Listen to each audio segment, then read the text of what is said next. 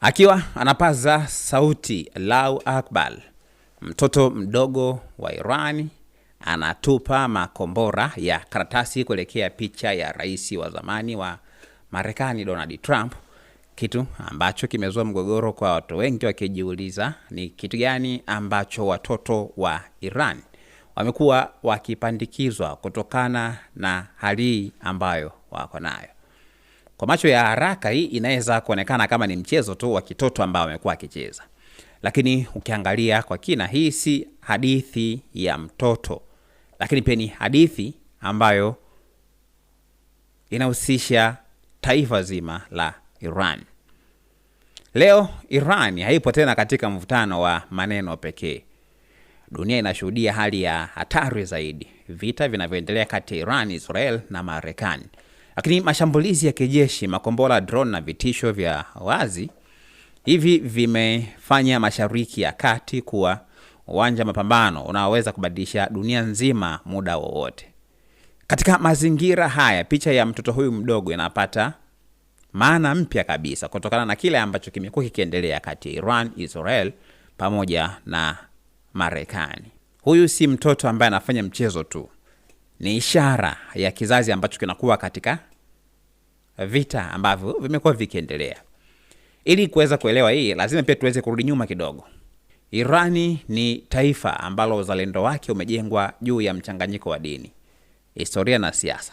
Tangu mapinduzi ya mwaka 1979, nchi hii imejijenga kama taifa ambalo linapinga ushawishi wa Magharibi, hasa Marekani. Lakini kauli kama Allahu Akbar zimekuwa si za ibada tu, bali pia ni ishara ya mshikamano na upinzani. Lakini leo hii mambo yamebadilika sana nchini Iran, na hii si tena historia, ni hali halisi na maisha ambayo watu wamekuwa wakiishi. Mvutano kati ya Iran na Israel ukiungwa mkono na Marekani umegeuka kuwa mapambano ya wazi. Mashambulizi ya anga, kuna mashambulizi ya kulipiza kisasi na vitisho vya kijeshi ambavyo vinaendelea kila siku. Iran nayo inajibu kwa nguvu zote, ikionyesha wazi kuwa haitokubali tena kuweza kushinikizwa.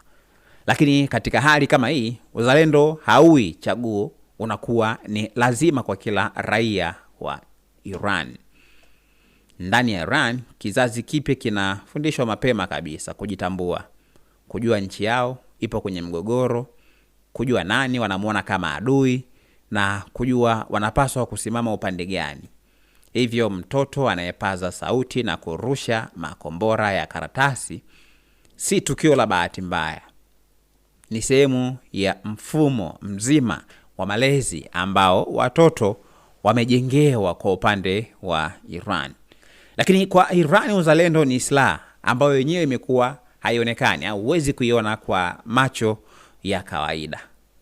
Ni nguvu inayowaunganisha watu wake wakati wa vita. Ni kitu kinachowafanya kuvumilia vikwazo vya kiuchumi, pressure za kimataifa na hata hofu ya mashambulizi ya kila siku.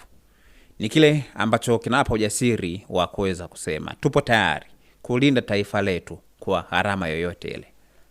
Lakini nyuma ya picha hii ya nguvu kuna upande mwingine ambao huonekana pengine kama si kitu, au wakati mwingine pia hauonekani sana. Vita vina gharama. Raia wa kawaida ndani ya Iran wanakumbana na maisha magumu, uchumi unaoyumba, lakini pia wakati mwingine hofu ya usalama na mustakabali usioeleweka. Wengine wanaunga mkono msimamo wa taifa lao, lakini wengine wanaanza kujiuliza kama gharama ya vita ni kubwa kuliko faida yake. Na hapo ndipo swali kubwa linazaliwa. Je, huu ni uzalendo wa kweli? Au ni mfumo unaounda fikra za kizazi kizima bila kuwapa nafasi ya kuchagua? Kwa sababu kweli ni huu, vita kati ya Iran, Israel na Marekani havipingwi tu kwa makombora. Havipigwi tu kwa makombora na drone za kisasa, lakini vinapigwa pia kwenye akili ya kawaida, ikihusisha raia wote wa Iran. Mtoto mdogo anayepaza sauti leo ndio kijana wa kesho, na kile anachofundishwa leo ndicho kinachoamua dunia itakuwaje kesho.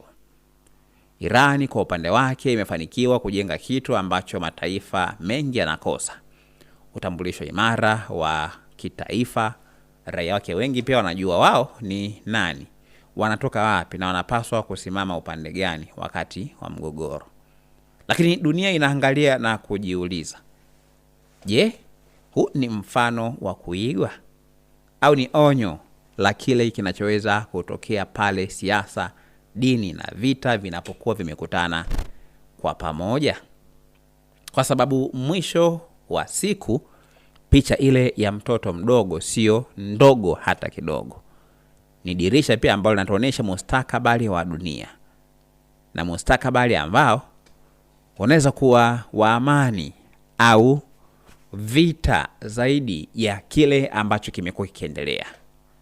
Watu wengi wamekuwa wakijiuliza kutokana na namna ambavyo wamekuwa wakiona raia mbalimbali wa Iran wamekuwa na uzalendo ambao hauna kikomo kutokana na kile ambacho kimekuwa kikionekana. Na mifano hii pia imekuwa ikionyeshwa au ikidhihirishwa katika kipindi ambacho vita vimekuwa vikiendelea.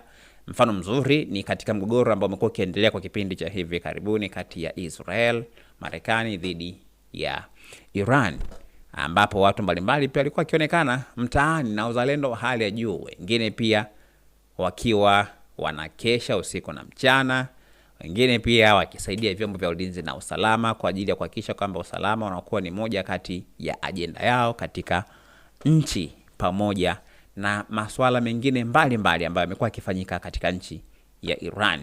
Lakini je, huu ni mfano wa kuigwa kwa nchi zingine duniani kutokana na kile ambacho Iran imekuwa ikikifanya?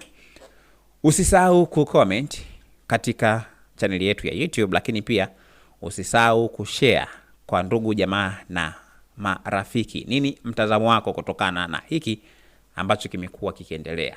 Lakini pia usiache kusubscribe channel yetu ya YouTube ambayo inasomeka Dodoma TV kwa update zaidi.